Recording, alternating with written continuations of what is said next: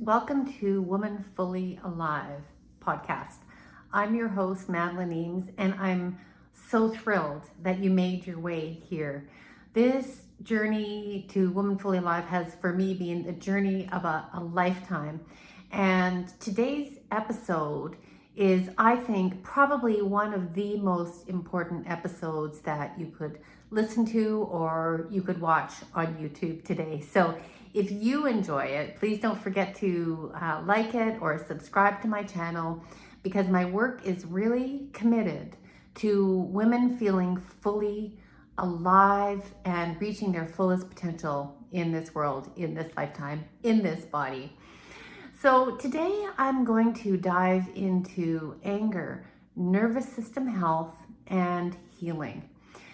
I've come to work with anger a lot, and it wasn't by choice. It was kind of a natural progression that got me there when I realized that almost every client that I've ever had in the last 30 or so years of working as a trauma therapist, a teacher, a mindfulness teacher, and now in the chronic pain world, I can't say that I've ever met someone who had a healthy relationship with anger and aggression. Now, you might already be thinking, well, why would I? Why do I want to be angry? Why would I want to even, develop any relationship with anger? But here's the thing. Anger is natural. It is one of the many emotions that we have. And it's also, I think, particularly important as a life force energy of protection, of survival. And not only that, it comes in so many different shades that you're probably going to recognize in yourself. It comes as resentment, if it's, repressed and like seething resentment, in which case it'll come in teeth grinding and jaw pain. It comes in being like constantly irritated or annoyed or frustrated. And then on the other end of explosive anger, we have rage. We have grown people taking temper tantrums. And worse than that, we have war and violence. So I'm not talking about war, violence, rage, or explosive anger today. I am talking about a healthy relationship with this wonderful force that is designed to protect you, protect what you love, and also move you forward in a healthy way towards what you need and what you desire. So how does that sound? Okay, let's dive in. This became more real to me, more urgent and important, not only because of the state of the world today. You just have to look outside or look at the news to see unhealthy expressions of anger and what is believed to be protecting yourself. But here we go. In this book that is one of my favorites by Dr. Gabor Mate, I want to read you this because I found it to be true in my work. And he writes, not only does the repression of anger predispose to disease, but the experience of anger has been shown to promote healing, or at least to prolong survival. For example, people with cancer, and I have a big family history of cancer, and I also have a history of the British stiff upper lip, of not expressing emotion. People with cancer who've been able to muster anger at their physicians, for example, have lived longer than their more placid counterparts. So anybody that has experienced that Dr. Gabor Mate talks about in his book, chronic illness, depression, chronic pain, that no matter what their disease or condition, they acknowledge difficulties around the communication of anger. And I think that that's pretty common for most people nowadays. So how to resolve this dilemma of anger? Something that we don't want to experience, because many of us have experienced it in very unhealthy ways. Maybe it was passive aggressive comments by your mother or explosive rage of other people in your family that was frightening and scary. So you're naturally not going to want to go near there.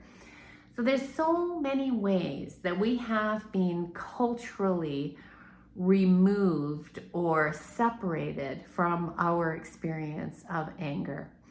And this is true for men and women. I tend to work mostly with women, and what we have generally experienced is the good girl conditioning, that you sit down, you be quiet, you're polite, you're nice, and good girls don't get angry. As for boys, you just take the school system where you're told to sit in your seat, you're told to keep quiet, and even perhaps in my day on the sports field, when you got hurt or you were bullied or you were injured, for God's sake, don't cry, because crying is weakness. Could not be farther from the truth. And my experience is strong people cry. But there's a whole lot of cultural conditioning on top of that. In your family, what did you see related to anger? What kind of examples did you see? Did you see a healthy resolving of conflict between your parents or between siblings? Did you see people express and be able to work through it and talk through it? How did you experience anger in your family? Did you see seething resentment? Did you see explosive rage?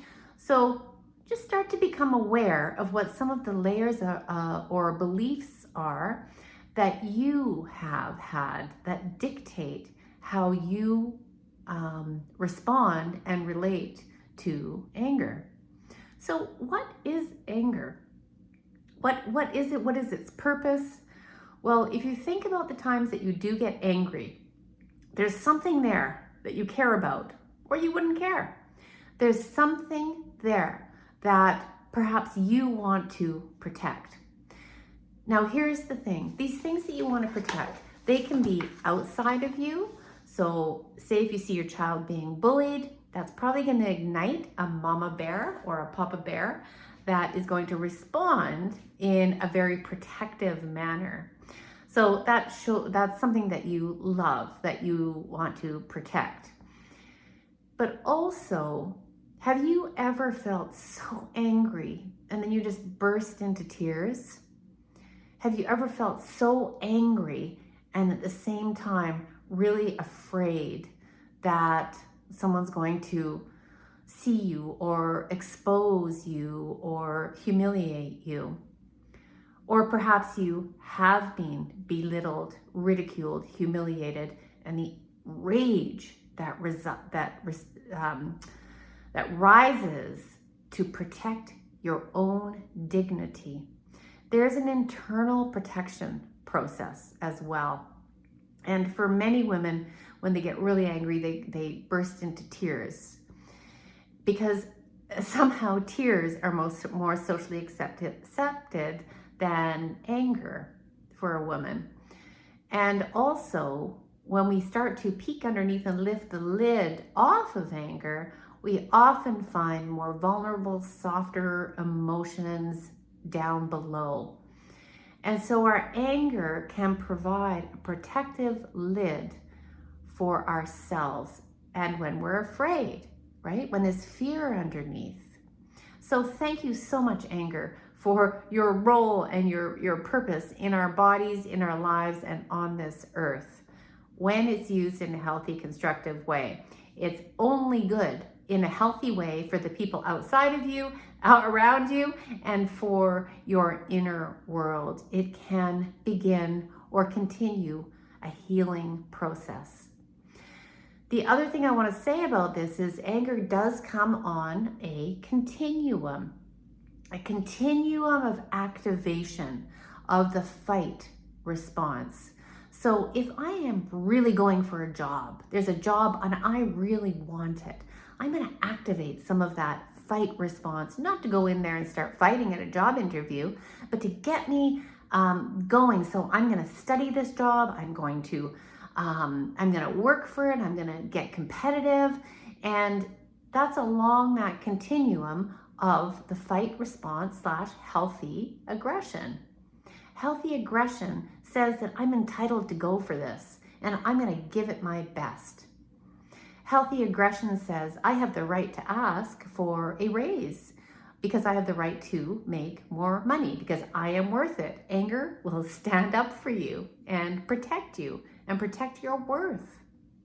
Healthy aggression says, I'm entitled for my kids to be able to go to school peacefully and safely. And anger also rises when we look at the world and we know that every person is entitled to grow up in a safe environment, and they're not. We start to feel angry and then maybe sad.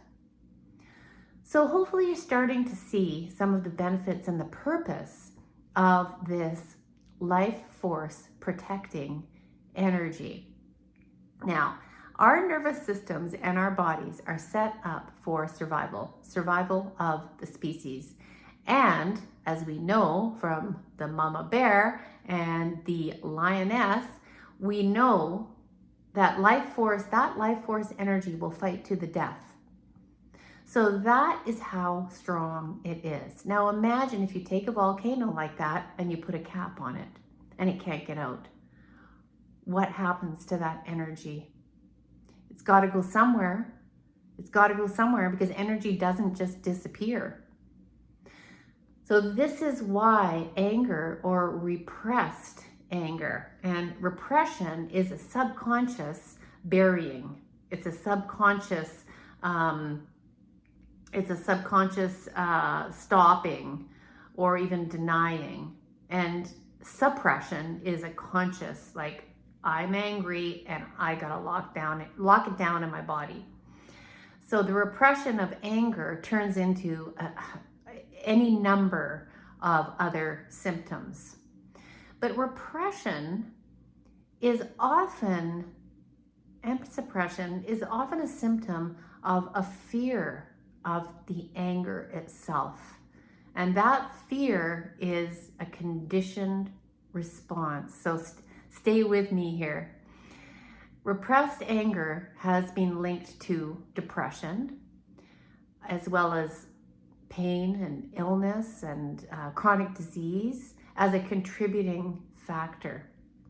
Because when we suppress this type of activity, again, it has to go somewhere, it can start to actually turn against us. It can actually start to affect our own immune system. So in other words, we're fighting ourselves inside our own body rather than releasing it or feeling it, being aware of it, experiencing it in a way that is healthy and proactive. So that's actually how serious this can get. So first of all, you're not at fault. You're not at fault, and it's not your fault. The culture across the board has conditioned us this way, but it's also important to know this information so that you can move with it. So here's the other really interesting thing, is that when anger, healthy anger, starts to be expressed, all symptoms of anger actually disappear. All symptoms of anxiety start to disappear. So if we have people practicing safe expression of anger and they know that they're safe and they contact that awareness of anger, have the experience, and then they start to speak it, all jaw pain goes away. Their voices come out lower and firm and confident and expressive and solid, not shaky, because they're in that, they've got their own back. They're in that protective energy of anger. It is only when we try to hold it back that we get jaw pain, we get migraines, we get headaches, we get stomach aches. If we've had to stomach too much, you're darn right, we're gonna have all kinds of gut issues. We're gonna have back pain, lower back pain, and all kinds of muscle aches and pains and more. Teeth grinding, you name it. So the experience of anger can be healing in and of itself. That's where we need to get practices on board to start to recognize what happens, some awareness of what it feels like in your body when anger gets activated, staying grounded in your feet and your seat and your breath. So if I was beginning this journey, I would start with a long practice of just mindfulness and embodiment practices to simply be able to stay grounded and present through maybe shifts in your outside world, first of all.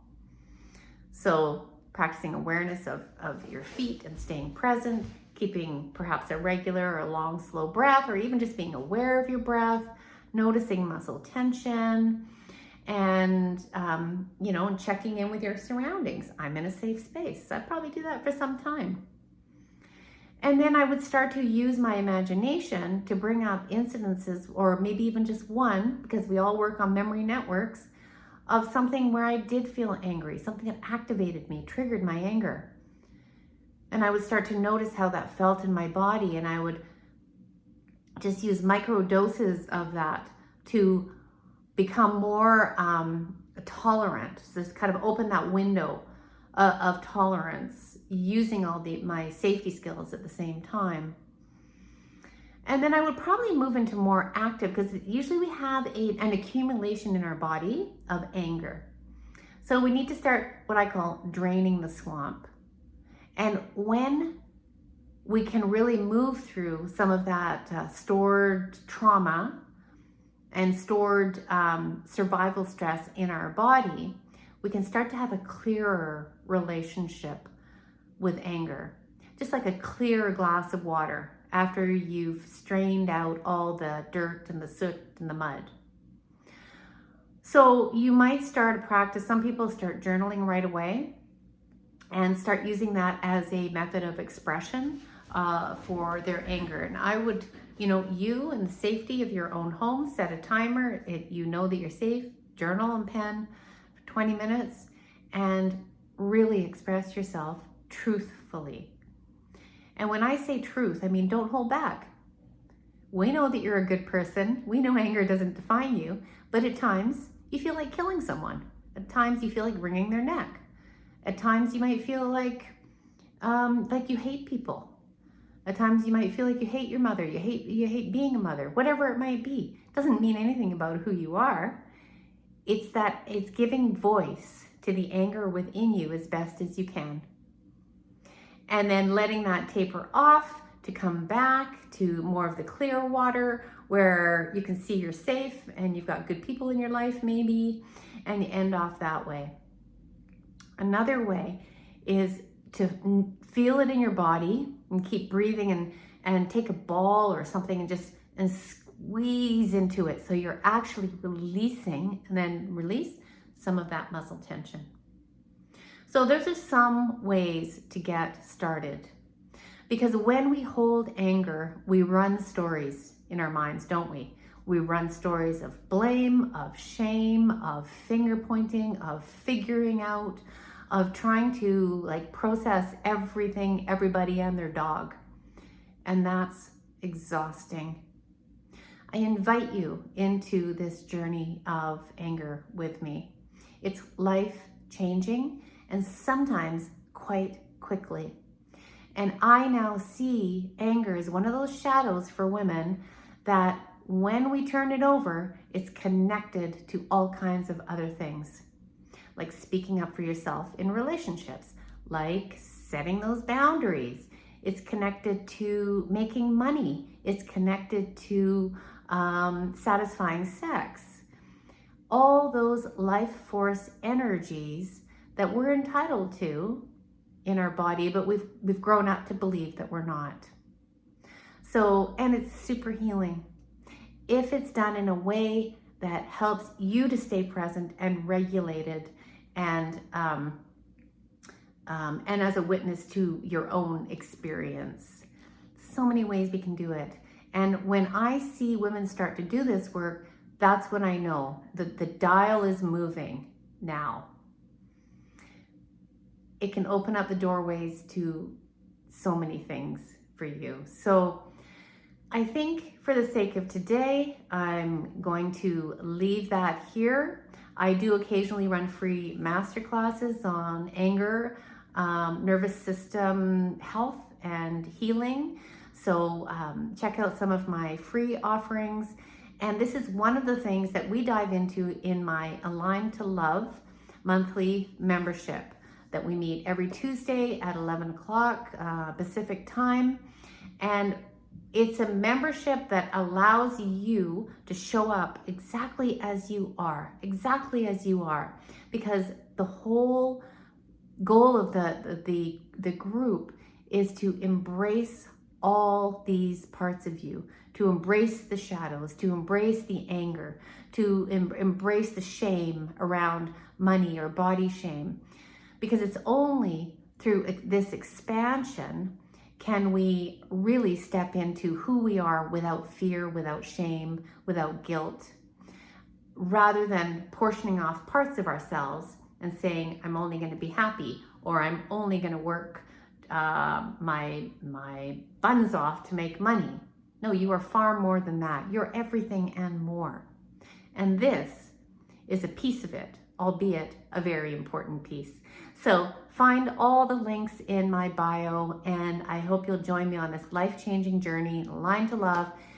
Keep your eyes open for other classes that I do. I run courses on chronic pain and emotional freedom, and all things to help your nervous system be whole and to heal itself. You are a remarkable human. So if you enjoyed this, again, don't forget to like it, hit subscribe, leave me a comment. I always love to hear from people that listen, and let me know how this resonates in your own life, in your own body. And I love to step into a conversation with you. Take care, everyone, and look after your beautiful human.